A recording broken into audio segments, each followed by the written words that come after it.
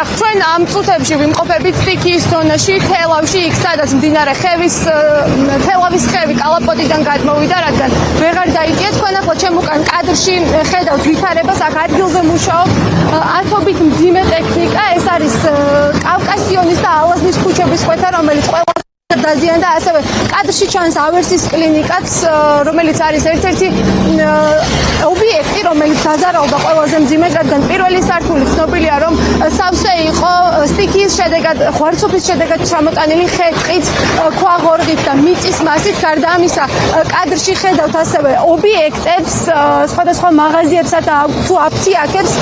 სწორედ ეს ტერიტორია არის ყველაზე მძიმედ დაზიანებული.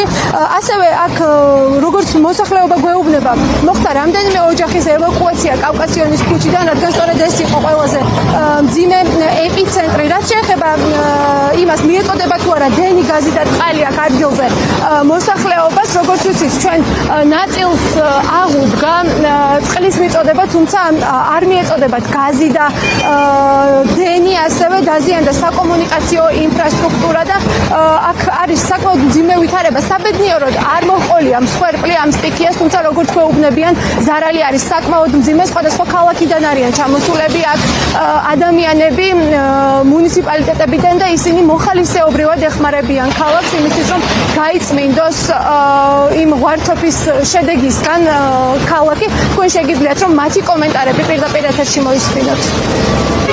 თავარია შეფლი არის, მაგრამ ყველაფერს გაუძლებს ყველაფერს გავასრულებთ. მოხალისეობრივი ჯგუფები თავად დაორგანიზდნენ. კი, თვითონ თავის კეთილინლებით მოვიდნენ წელი ხალხი და კეთილინლებით აკეთებენ ყველაფერს. საკრებულო წევრი, მერიის წევრები დაგვეთეხნენ. ჩვენ თვითონ ჩვენი ჯანებით გამოვიდეთ ეხმარებით.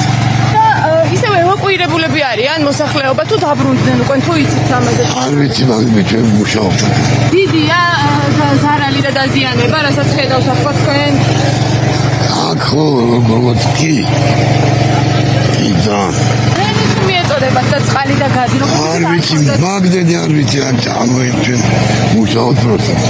ყველაფერი ნორმალურად ნორმების ფარგლებშია, რა. ხო, მოხალისეები მუშაობენ აქ გაწმენდით სამუშაოზე? არ არიან მოხალისეები. რა ვიცი, ხო, ზოგი მოხალისეა, ზოგი სახელები მუშაა, რა ვიცი, მოხელი მუშაა, ზოგი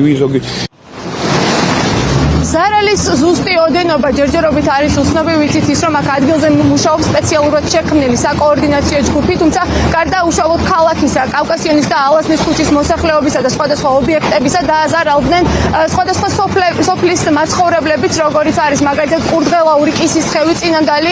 მოსახლეობას ჩვენ ვიცით, რომ გაუნადგურდა ვენახები სრულად და ისინი ამბობენ, რომ ბევრ ოჯახს აღებული აქვს საბანკო ვალდებულება და ამიტომ მოითხოვენ სახელმწიფოსგან დახმარებას ამასთან დაკავშირებით. რაც შეეხება გამომწვევ მიზეზებს, თუ რატომ არ დადგა ასეთი მძიმე შედეგი და ზარალი, მიზეზი როგორც ამბობენ არის ის, რომ განსხვავებული აქვს სწორად პოზიციები, მაგალითად ინფრასტრუქტურის მინისტრი, რომელიც თელავში იმყოფება და გუშინ გააკეთა კომენტარი, ამბობს იმას, რომ 2022 წელს მოხდა დამბის ღვარცოფის დამჭერის ნაგებობის რეაბილიტაცია მდინარე თელავის ხევზე, თუმცა ოპოზიციის წარმომადგენლები და ადგილობრივი მედიის წარმომადგენლები ამბობენ იმას, რომ ამ დამბების გასუფთავება ბოლოს მოხდა 2015 წელს და ამბობენ, რომ ერთ-ერთი მიზეზი, რის გამოც არის ასეთი ზიანი, არის სწორედ ეს. ჩვენ ვრჩებით სტიქიის ზონაში აქ ადგილზე და შემდეგ გამოშვებაში უფრო მეტ დეტალს შემოგთავაზებთ.